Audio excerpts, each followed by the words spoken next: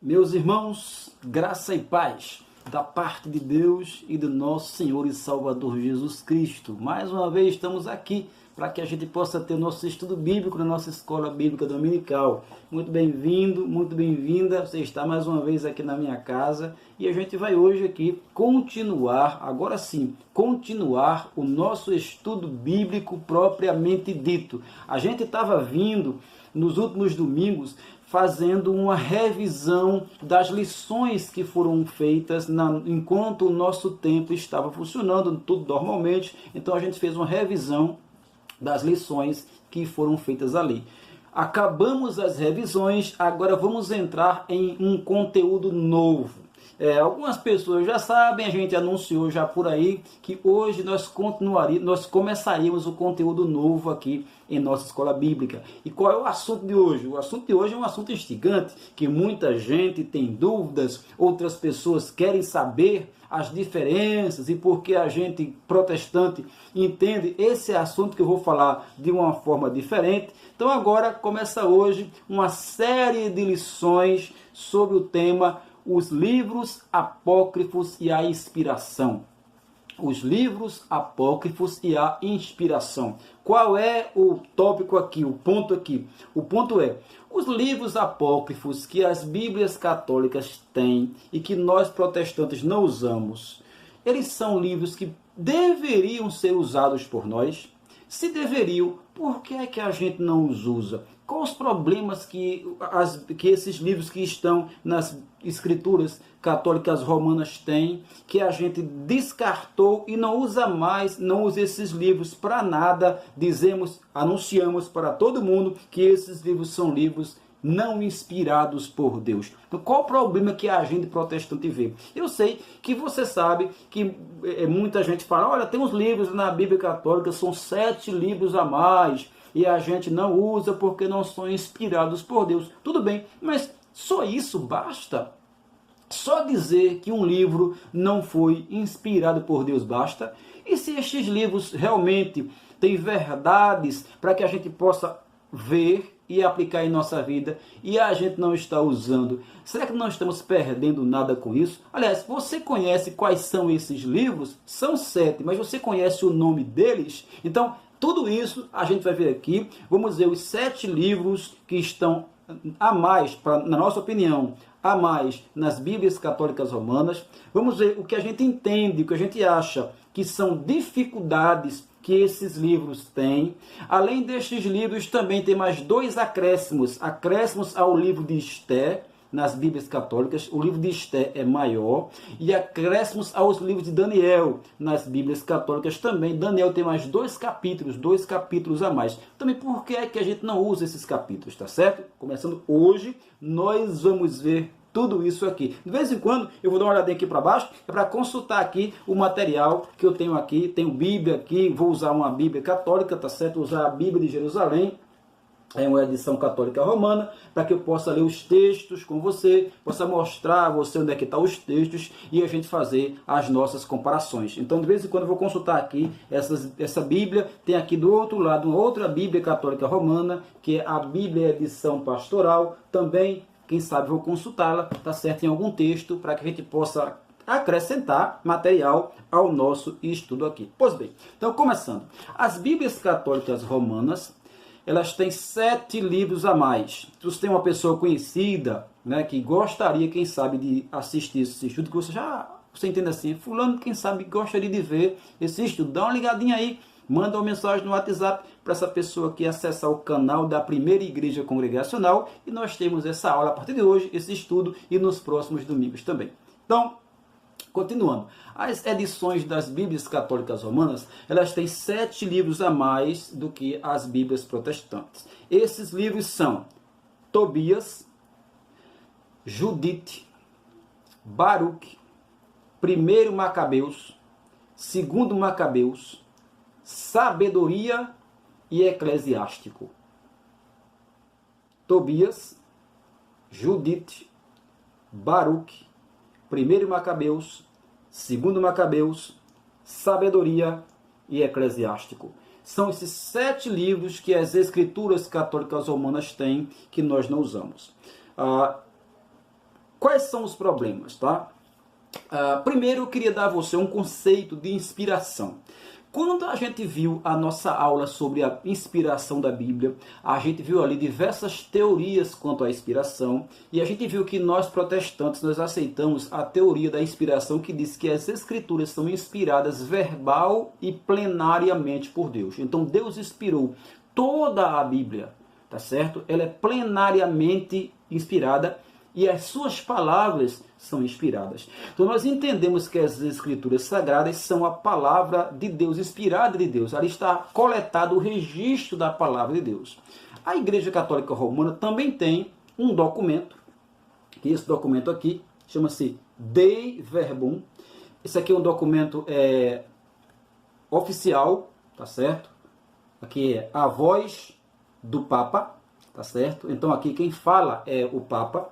Nesse documento aqui está como é que os católicos romanos entendem a Bíblia, tá? Então eu queria ler para você aqui só um pouquinho, para que você veja como é que eles entendem a inspiração da Bíblia, tá certo? Por exemplo, no capítulo 2, no ponto 9, capítulo 2.9, diz assim: a Sagrada Escritura é a palavra de Deus, enquanto foi escrita por inspiração do Espírito Santo. Então, isso aqui, assinamos embaixo. A Sagrada Escritura, palavra de Deus, enquanto foi inspirada pelo Espírito Santo. No capítulo 3, no ponto 11, diz assim: as coisas reveladas por Deus, que se encontram escritas na Sagrada Escritura, foram inspiradas pelo Espírito Santo.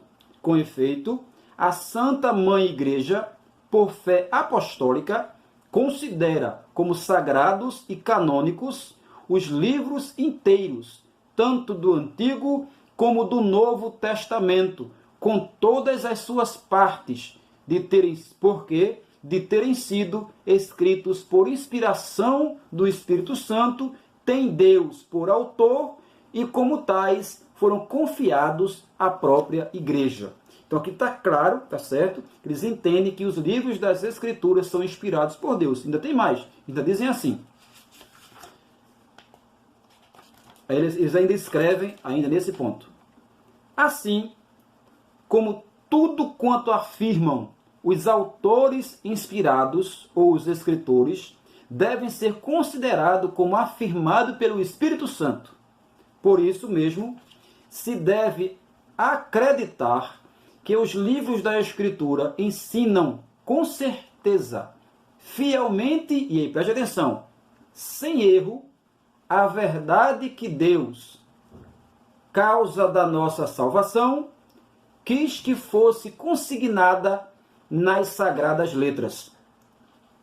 Por isso, toda a Escritura divinamente inspirada é útil para ensinar, para arguir, para corrigir, para instruir na justiça, para que todo homem de Deus seja perfeito e experimentado em todas as obras boas, ou as boas obras. Está claro aqui, tá certo, pelo documento da igreja, que eles consideram as Escrituras Sagradas como a palavra de Deus. O que foi o que eu li aqui, eu assino embaixo sem tirar nem pôr.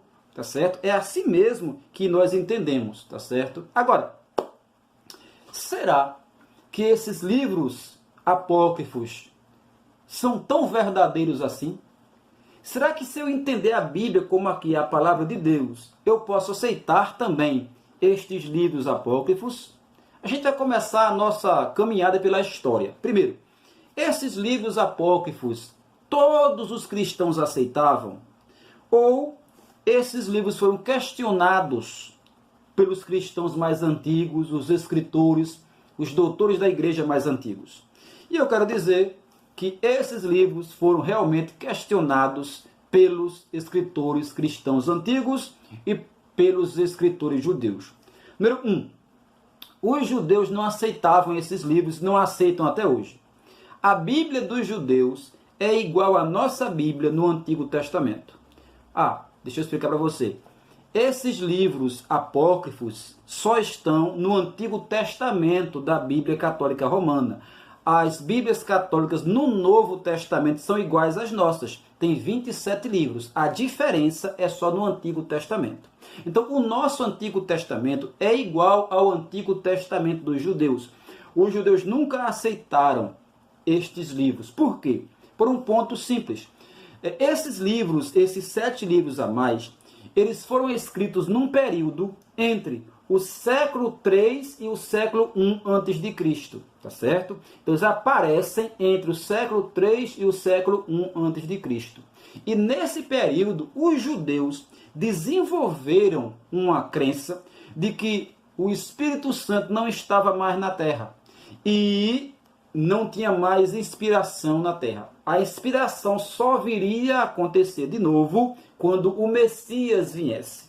Então, qualquer livro escrito nesse período, eles não aceitavam como livros inspirados por Deus. Então, os judeus não aceitavam e não aceitam até hoje. Tá certo? Outra coisa, além de os judeus não aceitarem isso, um dos próprios livros apócrifos diz qual era a crença dos judeus nessa época. Lembra que eu disse? Esses livros, eles apareceram nesse tempo em que os judeus desenvolveram esse tipo de crença de que o Espírito Santo não estava mais inspirando ninguém.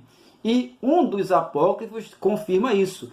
O livro de Macabeus, 1 Macabeus 9:27, 1 Macabeus 9:27, o autor ele dá uma nota de tristeza sobre o que estava acontecendo na sua época, e ele diz assim, 1 Macabeus 9:27, foi esta uma grande tribulação para Israel, como nunca houve, desde o dia em que não mais aparecera um profeta no meio deles.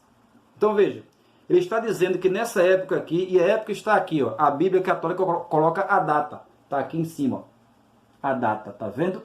160, tá certo? Começa por aqui, 160 a 143 a.C. Então diz, olha, nessa época aqui, estava uma tribulação tão grande, 1 Macabeus 9:27, como nunca houve, desde que os profetas desapareceram. Ou seja, para ele não tinha mais profeta naquela época, está aqui confirmado, 1 Macabeus 9:27. Pois bem, então, essa era a crença dos judeus.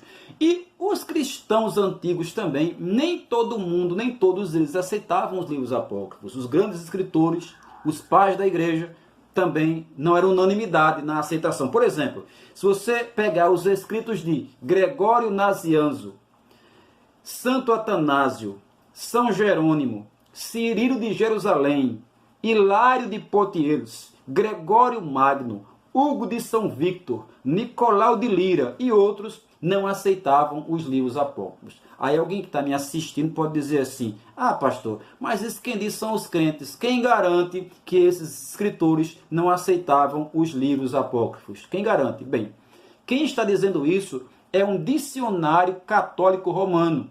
É o dicionário de John L. Mackenzie, na sua 8ª edição, na página 141. Então, aqui, um dicionário católico romano está dizendo que esses autores antigos não aceitavam os livros apócrifos. E Santo Agostinho, no seu livro da Predestinação dos Santos, ele cita um apócrifo, ele cita o livro da Sabedoria, que eu citei aqui. Mas ele cita a Sabedoria e diz que este livro não era aceito como canônico no século IV, que é o século de Santo Agostinho, século IV e século V. Então veja, não é unanimidade que a igreja antiga aceitava esses livros aqui não. Veja, também, quando acontece a reforma protestante, os evangélicos, os seguidores dos reformadores, declararam que só aceitariam como palavra de Deus os livros que fossem realmente inspirados por Deus e aceitos pelo cânon dos judeus e pela história, o cânon hebraico, ou seja, os livros escritos lá em hebraico, que é o Antigo Testamento. Todos os livros que estivessem fora dessa coleção de livros hebraicos que os judeus usavam, os cristãos disseram, protestantes, nós não aceitaremos. Porque esses livros apócrifos, eles não são escritos em hebraico, eles são escritos em grego. Então, os judeus não aceitavam e os protestantes disseram, a gente também não aceita. A Igreja Romana fez um concílio na cidade de Trento. E esse concílio durou muitos anos. Em uma das sessões de 1546, foi nessa sessão que foi decidido que esses 7 livros a mais, que a gente considera a mais, deveriam fazer parte das Bíblias católicas romanas. Veja só, em 1546. Ora, se no Concílio de Trento, em 1546, é que foi decidido que estes livros deveriam fazer parte do cânon da Bíblia Católica Romana, é porque até nessa época não havia unanimidade. Se todo mundo aceitasse esses livros, por que fazer no concílio uma sessão especial para que esses livros fossem aceitos dentro do cânon das Bíblias Católicas Romanas? Você entende? Então, logo, aqui é mais uma prova de quê? Do que estes livros nunca foram unanimidade, tá certo? Nunca foram. Eles, ao contrário, muita gente durante a história não aceitavam esses livros. Pois bem, mas mesmo assim, nesta sessão de 8 de abril de 1546, do Concílio de Trento, esses livros entraram no cânon, na coleção das Bíblias Católicas Romanas. E aí, o Dicionário Católico de John L. Mackenzie, mais uma vez, fala sobre o assunto.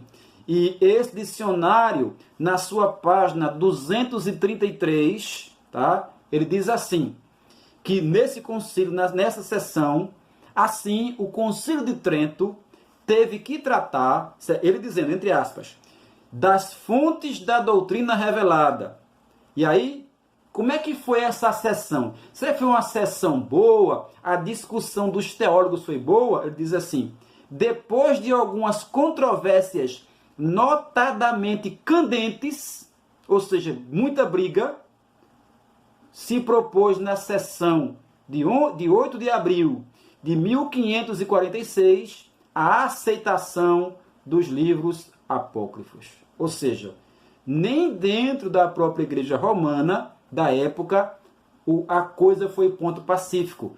O dicionarista católico diz que teve controvérsia, e controvérsia candente, controvérsia, briga feia, para que esses livros entrassem no cânon católico romano. Os protestantes nunca aceitaram. Sobre essa colocação desses livros a mais no cânon, na coleção de livros dos católicos romanos, o mesmo dicionário de John L. Mackenzie diz assim, o historiador hebreu Flávio Joséfo, escrevendo em 93 depois de Cristo, dá testemunho de 22 livros sagrados do Antigo Testamento, tidos como inspiração divina, que podem facilmente ser identificados com a coleção de livros dos hebreus, hebraica.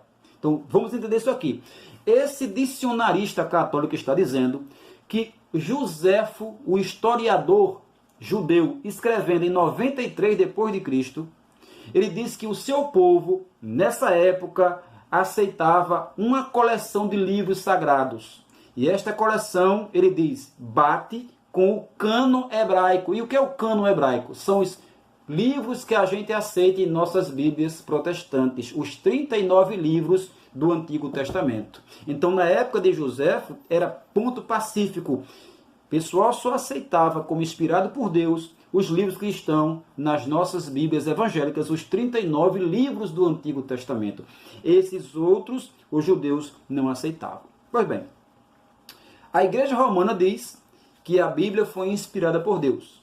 E mesmo assim botou esses livros a mais no seu cânon hebraico. Bem, o que é que eu tenho que fazer agora? O que é que você tem que fazer? É olhar esses livros, por exemplo, eu vou começar com Tobias. Então nós temos que olhar esses livros e perguntar, se eu entendo que a Bíblia é de verdade a palavra de Deus, que não pode errar, esses livros passam no teste? Será que Tobias, por exemplo, será que Tobias passa no teste da inerrância? Será ou tem problemas em Tobias que a gente não pode aceitar? Então hoje a gente vai começar com Tobias, tá certo? É o primeiro livro que a gente vai começar a nossa análise, tá? Segundo os historiadores católicos romanos, Tobias foi escrito mais ou menos pelo ano 200 a.C. O que é que o livro fala? O livro conta a história de Tobit, que é o pai de Tobias, e diz que ele era um homem temente a Deus, era cumpridor da lei e etc. Tá? Mas aí um dia Tobit estava com o rosto para cima e teve um pássaro que terminou fazendo as suas necessidades fisiológicas, né? Voando, passou e fez as suas necessidades e caiu os excrementos nos olhos de Tobit e ele ficou cego. E aí, nesse mesmo tempo, em outra cidade, tinha uma moça que ela tinha também um sério problema. Ela tinha casado já várias vezes e o seu marido morria na noite de núpcias.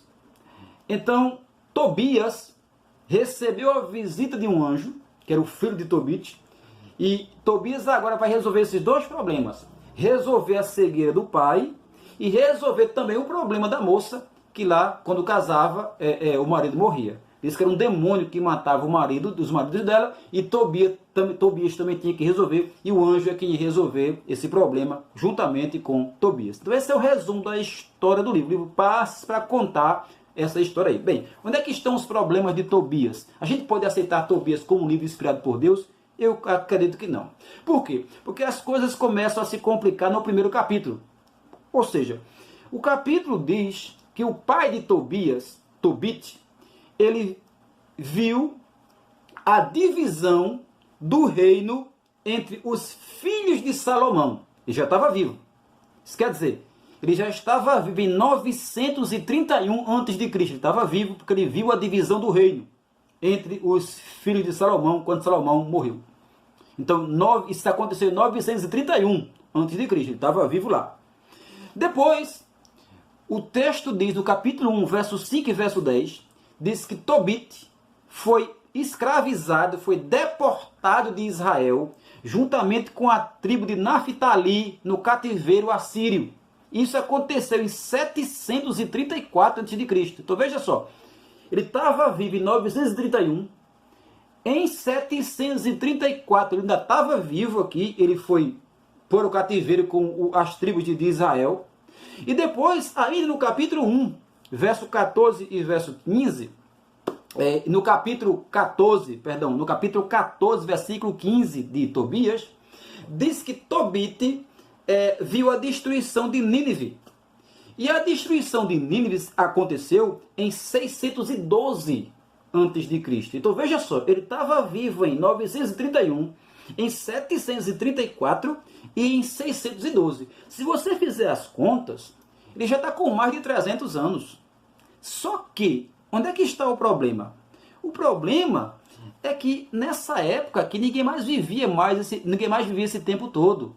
300 anos, 400 anos. Isso só acontecia nos primeiros capítulos de Gênesis. Depois, o povo morria com 100 anos, 110 anos, etc. Ou seja, a idade de morte já tinha caído bastante. Mas aqui você encontra um homem que já está com mais de 300 anos. Isso é uma improbabilidade. Não existe isso na história de Israel, de 931 para cá. Não existe ninguém com esse tipo de idade. Os próprios historiadores católicos, ateus, crentes, todos são unânimes, tá certo? Isso aqui é um equívoco, é um equívoco do livro, tá? Então está errado. Isso não pode estar vivo em todos esses acontecimentos. E ainda por cima, o capítulo 1, versículo 15, dá uma problematizada ainda, dá uma derrapada histórica, porque diz no capítulo 1, versículo 15, que o sucessor do rei Salmanasar foi o rei Senaqueribe. Só que não foi. O sucessor do rei Salmanasar, para todos os historiadores, todo mundo sabe disso, foi o rei Sargão. Então, logo, você tem um problema sério nas datas, e você tem um problema também aqui de erro de nomes. Ou seja, o nome colocado aqui como sucessor do outro rei não era essa pessoa. O nome foi trocado. Ora, mais problemas aqui, tá certo? Quando o problema da cegueira de Tobias acontece, diz que um anjo desceu do céu para falar com Tobias, tá certo? E esse anjo foi quem guiou ele para que ele pudesse resolver esses problemas todos. Pois bem, no capítulo 3, verso 16 e verso 17 de Tobias, diz assim: no mesmo instante, a oração foi ouvida na presença de Deus, e Rafael foi enviado para curar a ambos. O anjo vinha resolver o problema de Tobit e o da mulher. Para curar o problema de Tobit, eliminando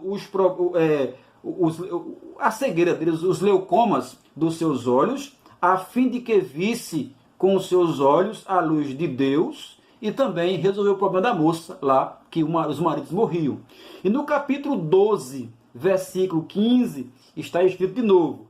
O anjo diz: eu sou Rafael, um dos 7 anjos que assiste diante da glória do Senhor e tem acesso à sua presença. Qual o problema aqui? O problema é o seguinte, é que Rafael não aparece em canto nenhum da Bíblia, só aqui. A Bíblia não tem um anjo com o nome Rafael. A Bíblia tem o anjo Gabriel, a Bíblia tem o anjo Miguel, mas Rafael não aparece em canto nenhum das Escrituras, somente aqui. Então esse é um problema de colocar um anjo aqui na história, em que a história de Israel não tem conhecimento desse tipo de anjo, nem as Escrituras que a gente usa tem um conhecimento desse tipo de anjo. Mas tem mais problemas. No capítulo 3, verso 7 e verso 8, capítulo 3, versículo 7 e versículo 8, está escrito assim: 3, 7.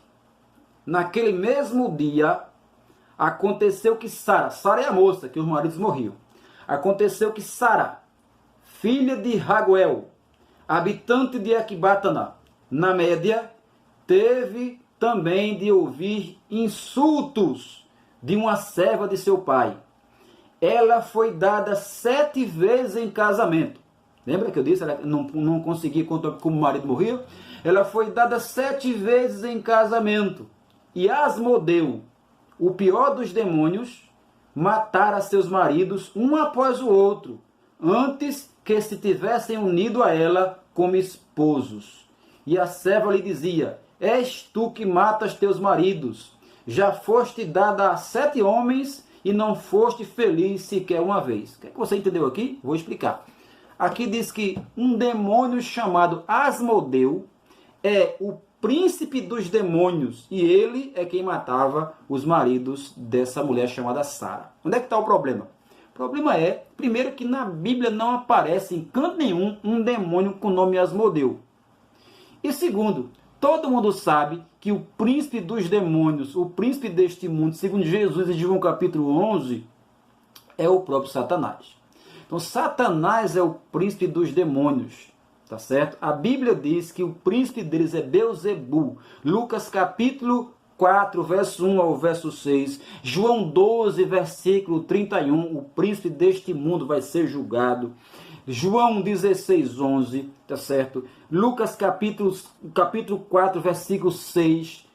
2 Coríntios 4:4, Satanás, o Deus deste século. Efésios 2:2, tá certo? Ele é o príncipe das potestades do ar. Ou seja, o príncipe dos demônios, segundo a Bíblia, é o diabo, não é Asmodeu. Não tem Asmodeu nas Escrituras, tá certo? Então aparece aqui um problema sério, que é, além de apresentar um anjo que não existe nas Escrituras, apresenta um tal de Asmodeu como o chefe dos demônios, quando a Bíblia é clara em dizer que quem comanda os demônios é o diabo. Os demônios são os anjos do diabo. 2 Coríntios capítulo 12, versículo 7 e Mateus capítulo 12, verso 24 ao verso 26. Quem comanda o demônio é os seus. Quem comanda os demônios é o seu chefe, que é Satanás, não é Asmodeu. E aqui tem outro problema. Aqui é problema sério. Qual é o problema sério? O problema é o seguinte. Em Tobias capítulo 5, verso 4, verso 5, verso 11 e verso 13, você vai encontrar o seguinte escrito: Tobias foi à procura de alguém que o pudesse acompanhar até a Média, que era a terra da moça, que conhecesse bem o caminho. E ao sair, deu com o anjo Rafael em pé diante dele, mas não suspeitou que fosse um anjo de Deus. E disse-lhe: amigo, de onde és? Disse-lhe o anjo: eu sou um filho de Israel, um dos teus irmãos, e eu vim em busca de trabalho. Tobit lhe disse: irmão, de que família tu és? De que tribo tu és? Informa-me, irmão. E o anjo disse: não importa a minha tribo. Tobit disse: na verdade eu quero saber, irmão, de quem tu és filho? Qual é o teu nome? Respondeu o anjo: eu sou Azarias, filho do grande Ananias, um dos teus irmãos. Você entendeu o que aconteceu aqui? Um anjo, tá certo? Está inventando história. Um anjo mentindo. Então você tem aqui um anjo contando uma mentira. O homem pergunta: quem é você? Ele inventa um nome. Pergunta: qual é a sua família? Ele inventa também o nome da família. Ou seja, meus irmãos, João 8,44, seria bom que a gente desse uma olhada aqui agora, não era? João 8,44. Lá o Senhor Jesus tem uma palavra sobre, quem sabe, esse anjo que aparece aqui, que conta essas histórias, né? Dizendo que é outra pessoa, que não é anjo, coisa nenhuma. João 8,44, Jesus Cristo diz assim: vós sois do diabo, que é vosso pai, e quereis satisfazer-lhes os desejos. Ele foi homicida desde o princípio. Agora preste atenção. E jamais se firmou na verdade, porque nele não há verdade. Quando ele profere mentiras, fala do que lhe é próprio, porque é mentiroso e pai da mentira. Então, como é que um anjo de Deus apareceria para contar esses tipos de mentira que este suposto anjo aqui aparece para contar? Então é um problema muito grave, mas não para por aí, não, tem mais problemas, tem muito mais. Veja só, em Tobias capítulo 5, versículo 6, o anjo mente de novo. Ele estava acostumado a mentir. Por exemplo, as duas cidades que são citadas aqui, tá certo? A cidade de Rages e a cidade de Ecbatana, tá certo? Então, em Tobias capítulo 5, versículo 6, está escrito assim: 5 e versículo 6. Sim, respondeu o anjo, já estive lá nas cidades muitas vezes e conheço em detalhes todos os caminhos. Eu fui a Média com frequência e hospedei-me na casa de Gabael, nosso irmão, que mora em Rages, na Média. São 2 dias de viagens entre Ecbatana e Rages, pois Rages está situada na montanha e Ecbatana na planície. Você entendeu o que ele disse? Ele disse: eu fui lá na cidade muitas vezes, porque Tobias queria ir lá. Disse: não, eu conheço o caminho, já fui lá muitas vezes, a cidade de Rages é lá na Média, e enfim, são apenas 2 dias de viagens e eu vou lá. Agora, veja o que a Bíblia de Jerusalém Católica coloca aqui na nota de rodapé sobre essa palavra do anjo, entre aspas. A Bíblia faz um comentário e diz assim: a geografia é pouco exata, ou seja, ele não está acertando muito não. Aí ela continua: Ecbatana, hoje a cidade tem outro nome, chama-se Ramadã, está bastante longe da cidade de Rages, que hoje é a cidade de Rai, perto de Terã. Mas por que o anjo disse que era só pertinho, 2 dias de viagens? Aí a Bíblia de Jerusalém Católica faz o comentário: o autor não se preocupa muito com a exatidão, quer apenas situar o seu relato numa região longínqua. Ou seja, assim, olha, não é assim não, aqui está errado. Mas o autor está pouco preocupado em falar certo. Agora veja só, como é que eu acredito, como eu li aqui no começo, que a Bíblia é a palavra de Deus, que é inspirada por Deus, que tudo que está aqui foi Deus que disse, e depois eu digo, não, isso aqui está errado, mas o autor não está preocupado em falar a verdade não, está botando qualquer coisa. É claro que isso não tem cabimento, na verdade, é um erro, mais um erro aqui. É impossível fazer o trajeto em 2 dias que esse suposto anjo disse aqui, entre as cidades de Rages e Ecbatana. Por quê? Na época não tinha carro, na época não tinha avião, a distância era muito grande. O meio de transporte avançado que existia na época era camelo, tá? Então, claro que é outro erro desse suposto anjo que aparece aqui por nome de Rafael. Mas este anjo aqui em Tobias, ele não só comete esses erros, tá certo? De mentir. Ele piora a situação, porque ele ensina feitiçaria para Tobias. Você quer ver? No capítulo 6 de Tobias, verso 1 ao verso 9, está escrito assim: o moço partiu, que era Tobias, e com ele também o anjo, e também o cão, um cachorro, os acompanhou. O rapaz desceu para lavar os pés no rio Tigre. Então, um grande peixe saltou fora d'água. O anjo disse: agarre o peixe e domine-o. O moço se apoderou do peixe e o puxou para a terra. O anjo disse: abra o peixe, tire o fel, o coração e o fígado, e põe-os à parte. Depois jogue fora as entranhas. De fato, este fel, o fel do peixe, o coração e este fígado são muito úteis como remédio. O anjo disse. Então guarde aí. Tudo bem. O moço abriu o peixe, recolheu o fel, o coração e o fígado, e a seguir assou o resto do peixe, o que comeu, e colocou uma parte para salgar. E depois ambos prosseguiram a viagem, prosseguiram o caminho, juntos, até a proximidade da terra, da cidade da Média, a região da Média. Então, o moço fez ao anjo esta pergunta: Azarias? Porque o anjo estava se apresentando com o nome de Azarias. Era Rafael, mas ele mentiu. Então o rapaz perguntou: Azarias, meu irmão, que remédio existe no coração, no fígado e no fel desse peixe? Eu guardei para quê? Você mandou guardar, mas qual é o remédio? Serve para quê? Azarias, o anjo, respondeu: o coração e o fel do peixe,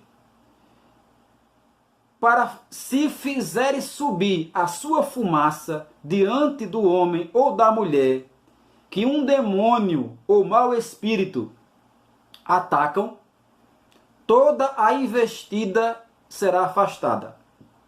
Ficar-se-á liberto para sempre. Isso, o coração e o fel. Se queimais, fazia a fumaça subir. É um defumador. Ele continua: quanto ao fel, unta com eles os olhos de quem tem problema catarata, que era o pai dele que tinha lá, o Tobit, e sopra sobre as cataratas, e ele ficará curado. Então o fel também serviria para curar as cataratas do pai lá, para ele ficar enxergando muito bem. Agora no capítulo de número, estou no capítulo 6, li de 11 a 13, agora versículo 14, 16, 17 e o capítulo 8, 1 a 3. Quando Rafael disse ao moço: Tobias, meu irmão, ele respondeu: o que há? Disse-lhe o anjo: deveremos passar a noite que vem na casa de Raquel, a moça lá, o rapaz lá, perdão, que é o filho, que era o pai da moça que estava com os problemas. Ele é teu parente, tem uma filha chamada Sara, que era aquela moça que os maridos morriam. E acrescentou: você, Tobias, tem o direito de desposá-la, porque é da família, você vai casar com ela. Então Tobias respondeu ao anjo Rafael: Azarias, meu irmão, eu ouvi dizer que ela já foi dada 7 vezes em casamento e todos os seus maridos morrem no quarto de núpcias. Tobias disse: eu que não vou casar, já matou 7 e eu estou fora. E ele continua: mas na mesma noite em que se aproximavam dela, morriam. Eu caso nada. E eu ouvi, Tobias continua, e eu ouvi alguns dizerem que era um demônio que matava os maridos dela. Disse-lhe o anjo: será que você esqueceu as instruções de seu pai? Que ele te mandou que tomasses mulher da casa de teu pai? Mas quando houveres entrado no quarto de núpcias, lança mão de um pedaço do fígado do peixe que ele tinha pego. Pega o fígado lá que você guardou, o fígado do peixe, e pegue também o coração e coloque sobre as brasas do defumador. Lembra que eu disse? Defumador. Tendo acabado de comer e beber, Tobias foi lá, chegou na casa da pessoa lá, da mulher, comeram e beberam, e então quiseram se deitar. E levaram o jovem, que ele foi lá e disse, assim eu caso com ela. Então, levaram o jovem e o fizeram entrar no quarto. Tobias se lembrou das palavras de Rafael, que estava se chamando de Azarias. Tirou da bolsa o fígado e o coração do peixe e colocou sobre as brasas do defumador. O cheiro do peixe, presta atenção agora, o cheiro do peixe queimado ali, o coração do peixe e o fel, manteve à distância o demônio, que fugiu pelos ares para as regiões do Egito. E Rafael foi até lá, algemou o demônio e acorrentou de imediato. Veja a viagem que está acontecendo aqui. Tobias foi para se casar com esta moça, porque era da família dele, você sabe aquelas coisas que tinha no Antigo Testamento. Tinha esse problema de que ela, quando casava, os maridos morriam. O anjo disse, não tem problema, você vai pegar o fígado e queimar, e a fumaça vai expulsar os demônios. Ele fez certinho assim, e a fumaça do fígado do peixe, peixe poderoso, expulsou o demônio. E aí o anjo foi lá e prendeu o demônio que matava os maridos da mulher. Ora, tem um autor católico romano chamado Leonardo Rost, que ele, quando comentando esse texto aqui, ele diz assim, palavras do autor lá da editora católica romana, editora Paulus. O livro chama-se Os Apócrifos e Pseudepígrafos do Antigo Testamento. Uma introdução a eles. Então, ele diz assim, entre aspas, as palavras dele. A magia é considerada benéfica e até recomendada pelo anjo de Deus. E por isso mesmo, também permitida a um israelita. Ou seja, isso aqui é um ato de magia, tá certo? De feitiçaria e coisa do tipo, defumador e fumaça, expulsar demônio e tal. E ele diz, olha, o que está acontecendo aqui é que um judeu que nunca pensaria nisso, um anjo recomenda esse tipo de coisa até um judeu para que ele possa fazer. É isso que o livro de Tobias apresenta. Agora, olhando para as Escrituras, como é que um livro inspirado por Deus pode recomendar tal coisa? A Bíblia condena a feitiçaria veementemente. Deuteronômio capítulo 18, verso 9 ao verso 14, é condenado todo tipo de feitiçaria. Levítico capítulo 20, versículo 6, é condenado todo tipo de feitiçaria. Como é que Deus vai permitir, recomendar isso na sua palavra? E como é que, pior ainda, Satanás e os seus enviados são expulsos através de uma mágica aqui, uma feitiçaria? Ora, a Bíblia é clara em dizer que Satanás só pode ser expulso em nome de Jesus Cristo, não é de peixe sendo queimado, não é de fumaça, de fel de peixe que se expulsa o demônio. Demônio é expulso em nome de Jesus Cristo. Então, pode a palavra de Deus conter tais mentiras e tais problemas? Pode um livro inspirado por Deus conter esse tipo de recomendação? É a pergunta que a gente faz para quem aceita este livro como inspirado por Deus. E ainda tem mais uns problemas finais ainda. Por exemplo, esse mesmo livro aqui prega a salvação pelas obras. E nós sabemos que a Bíblia nunca pregou isso nem no Antigo nem no Novo Testamento. No capítulo 4, verso 7 ao verso 11, diz assim, palavra de Tobias, a todos que praticam a justiça, dá esmolas dos teus bens, não haja desgosto em teu olhar quando deres esmola. Nunca desvies o rosto de um pobre, e o rosto de Deus não se desviará de ti. Dá esmola de acordo com o que tens, conforme a importância dos teus bens. Se tiveres pouco, não receis em dar esmola segundo o que tens. É um tesouro valioso que acumularás da esmola, é um tesouro valioso que acumularás para os dias de infortúnio. E aí agora vem a chave. O texto diz, palavras dele, porque a esmola livra da morte e impede que se vá para as trevas. E ele continua, de fato, a esmola é para todos os que dão uma oferenda valiosa aos olhos do Altíssimo. A esmola livra que se vá para as trevas, a esmola livra da morte. Ora, as Escrituras não ensinam nada disso. A única coisa que livra um homem ou uma mulher das trevas é o nome de nosso Senhor e Salvador Jesus Cristo. Não dar esmolas, não dar esmolas. Nossa salvação não descansa nos nossos atos.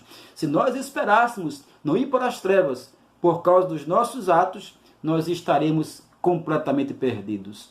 E no capítulo 12, versículo 9, mais uma vez, o livro confirma o que acabou de dizer. Está escrito assim, a esmola liberta da morte, e pior, e purifica de todo pecado. Tobias 12, 9. A esmola liberta da morte e purifica de todo pecado. Os que dão esmola serão saciados de vida. Irmãos, amigos, esta doutrina não pode ser comparada com o puro evangelho e doutrina da palavra inspirada por Deus. Este não é um ensino bíblico, pois as Escrituras ensinam a salvação apenas através da fé, no Antigo e Novo Testamento. Isaías capítulo 4, versículo 6, as nossas obras são iguais a um trapo de imundícia, não serve para nos livrar de nada. Isaías 64, verso 6. Romanos capítulo 4, durante todo o capítulo, Paulo escreve sobre a fé de Abraão, dizendo, não foi as suas obras que o salvaram, foi a sua fé. Efésios capítulo 2, verso 8 ao verso 10, Paulo é claro em dizer, a nossa salvação é pela fé, não vem das obras para que ninguém se glorie. Então, logo, Deus não nos chama segundo o que a gente faz, Deus nos chama, sim, segundo a nossa fé, através do sacrifício único e suficiente de nosso Senhor Jesus Cristo. O que temos aqui, meus irmãos, não é um livro inspirado por Deus, eu sinto em dizer isso. O que temos aqui é um romance popular, como um livro católico chamou. A tradução ecumênica da Bíblia diz que isso é um livro popular, é um romance popular, não é um livro de verdade, que tem as verdades doutrinárias que Deus quer que nós acreditemos. Está desqualificado para figurar entre os livros inspirados por Deus. Por isso que um protestante não coloca este livro nas suas escrituras, porque só esses problemas aqui já são suficientes para desqualificar qualquer livro de figurar entre os livros inspirados por Deus. Então podemos ver que este livro, um livro desse tipo, não pode ser aceito como inspirado pelo Senhor Deus, pelo Espírito Santo do Senhor Deus. Então Tobias, o nosso primeiro livro aqui, Tobias, não passa no teste da Igreja Romana, que diz que a palavra de Deus é inspirada por Deus, tanto o Antigo como o Novo Testamento. Se o que tem aqui na palavra de Deus é verdade, então este livro aqui não passa nem no teste da Igreja Romana, quanto mais no teste dos protestantes, que dizem que a Bíblia é cabalmente a palavra inspirada de Deus. Então, meus irmãos, chegamos ao fim do nosso primeiro estudo sobre os livros apócrifos. Domingo que vem tem mais. A gente vai continuar. Vamos falar dos 7 aqui, mostrar os versículos para você, os problemas, para que você possa chegar à sua conclusão, se nós estamos perdendo em não botar eles nas nossas Bíblias, ou se são as Bíblias romanas que não estão ganhando nada quando colocam eles nas suas edições. No final, você vai ter aqui elementos para tirar as suas conclusões. Eu agradeço demais a sua atenção. Se você perdeu alguma coisa aí volte esse vídeo, assista de novo. Se você tem aí na sua casa uma edição de uma Bíblia Católica Romana, leia para que você possa ver o que eu estou citando, se realmente está lá nos textos que eu aqui acabei de citar, para que você possa confirmar o que aqui está sendo dito, tá certo? Você que não é um evangélico, você que é católico romano, se surpreendeu porque você assistiu aqui esse estudo, leia lá na sua Bíblia os textos que eu citei, faça as comparações, sem paixão, racionalmente, assim como a gente estamos conversando aqui, racionalmente, para saber se realmente nós devemos usar estes livros ou não. Os próximos virão nos nossos próximos domingos. Então, muito obrigado pela sua atenção.